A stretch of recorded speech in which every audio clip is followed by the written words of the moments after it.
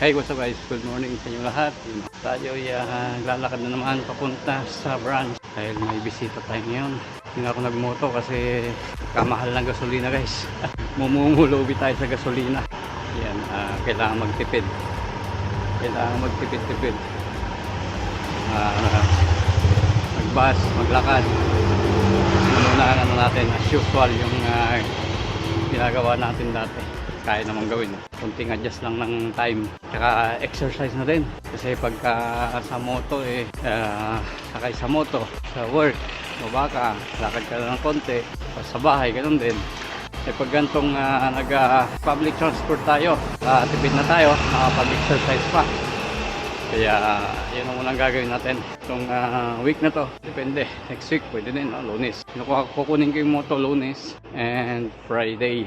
Yan, ganun lang pagka sa opisina kasi malayo yung opisina. Abot ako ng 40 minutes pagka sa public transport or bus or subway. Sa moto 20 minutes. Kalahati, no? Nakaka-hassle kasi pag bus pagka Lunes. Time gano'n siksikan. Yan, basta hindi umulan mag-moto tayo Lunes. Yan. So dadaan lang tayo dito sa may supermarket. Tingnan natin kung anong sitwasyon ngayon. Maaga pa, no? Time check alas 9 ng umaga. Tingnan natin kung anong makikita natin yan. Okay, let's go. Yan, kasi nakapasok na yung mga bata, no? Tapos na ang pasokan ng mga bata. Kaya wala nang ganong tao.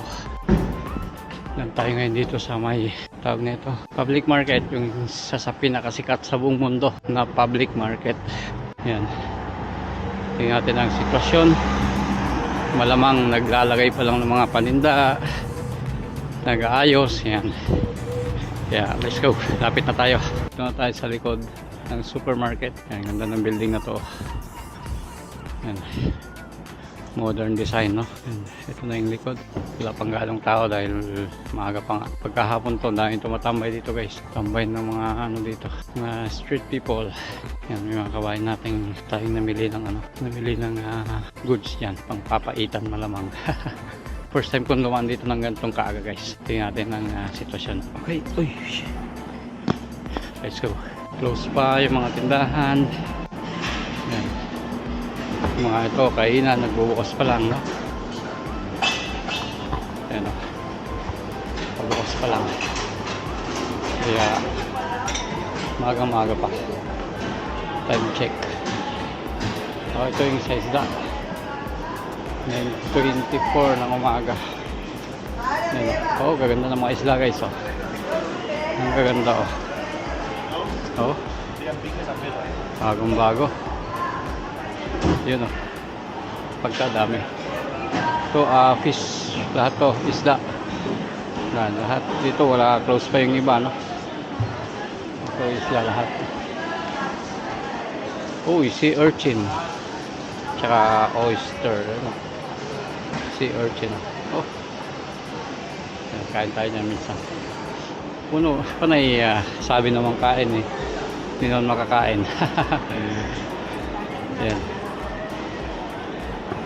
naganda pa mga paninda. Yan, busy ang tao. Mamaya to kasi punong-puno guys. Tingnan yung iba dito, close pa. Yan, dito. Ayan, close pa. Yan. Busy. Mga switch. Yan.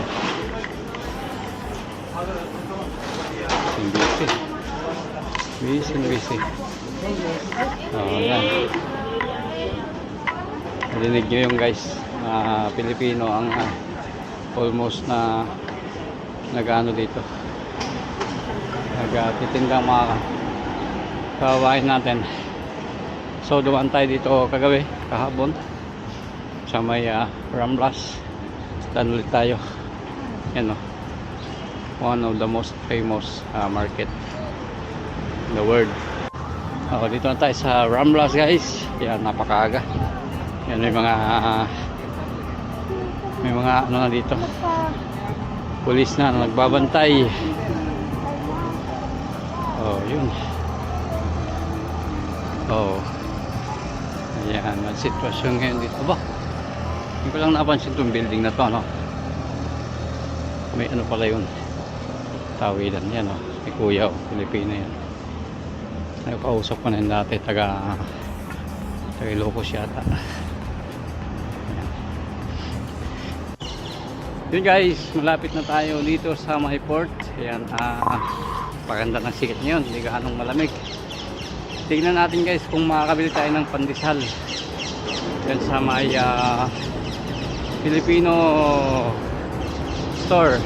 Yan, yung gumagawa ng tinapay. Kasi minsan paghapon ay wala na akong mabili. Yan. Tingnan natin guys. Pandesal. Yan. Dito ang ganda ng sikat dito. Paganda. Hindi gaano malamig. Yan, bilisan natin guys. Pandesal, let's go. Dan muna tayo dito. Pandesalan. Ito, naghahanda pa lang yung mga ano dito. Restaurants. Yan. Malapit na lang dito guys. Let's go. Dito na tayo sa may yan, Corn de Manila. Tingnan natin kung may pandesal sila. Yan o. Yan, pasok na tayo. Let's go.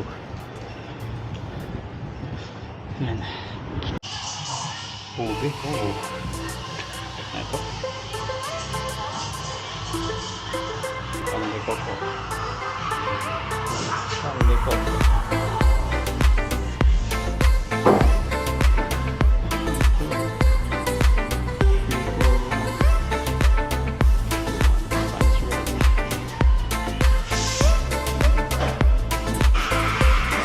Thank you. And guys, haliwan tayo ng pandesal.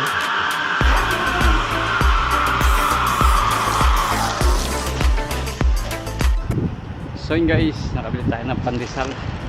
Tatlo lang pala. Ang uno, 1 euro.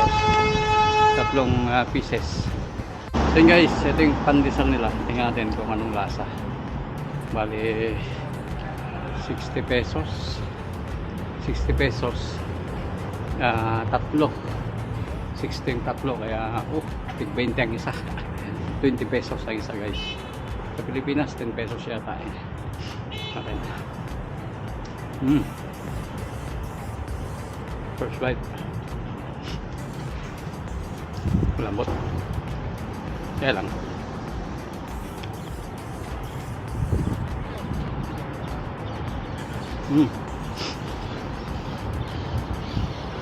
Normal.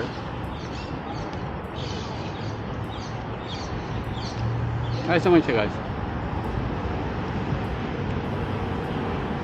Yung malunggay pandesal mas okay talaga. Okay na. Ba?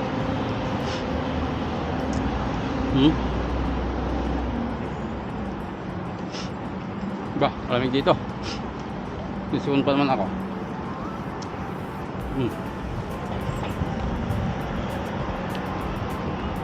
Dito tayo sa Kulon guys, oh.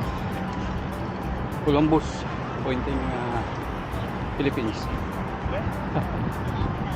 Sí, perfectamente.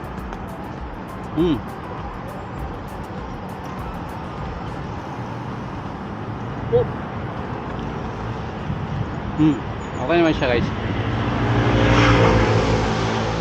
Nandito na tayo sa port. Isin lang natin ang ating cam. Yan. Napakagandang sikat dito. Hindi malamig. Kaya kahapon no, hindi naman gaano malamig. Yan. Hindi tayo nakabili ng kape. Next time lang tayo magkape habang kumakain ng pandesal. Just like in the Philippines, you know. Yan. Bibili na tayo ng mamaya pang uwi, no? Or next other time, depende kung anong time tayo makakalabas mamaya. So, pandesal sa Espanya.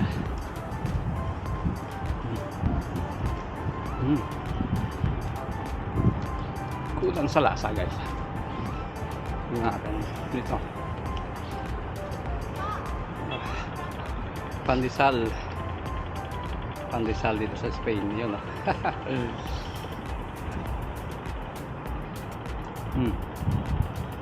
Mas madami ng bisita ngayon, no? May mga tao nang lalakad dito kaysa kahapon. Yan. Kulang siya sa ano, kulang sa tamis or alat or something. May something na kulang dito sa pandesal nila. That's like normal pandesal lang to eh. Hindi gaya ng malunggay pandesal. Napaka suabe, crunchy crunchy. Ito masyadong ano, malambot.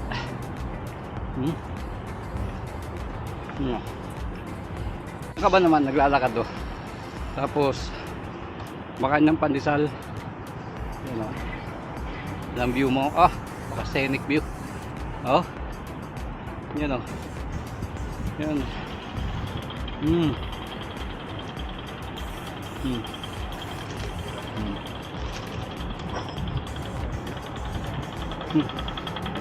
Kulang ng kape guys, kulang ng kape. Busin natin to. Yan. One last bite, one last. So, scenic view, pandesal view. Yan na. Ano naman ang view. Yan, pandesal, first bite. Kulang talaga, kulang ng kape.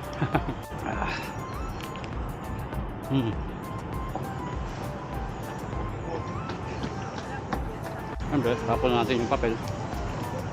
Tamang tapunan. Yun. Go. Tayo. Dito na tayo. Kaya ng kahapon din. Ayan.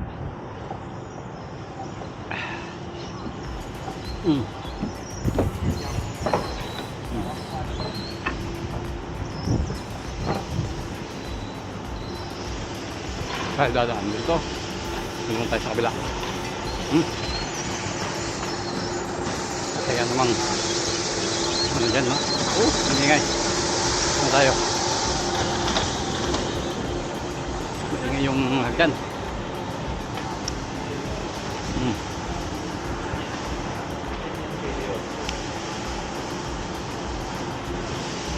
Last bite guys.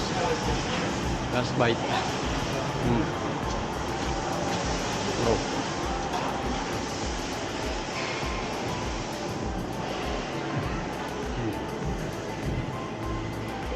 So dito tayo sa loob guys. Yung music nandito. Kaya ganito na muna. Bye. Thanks for watching. Bye.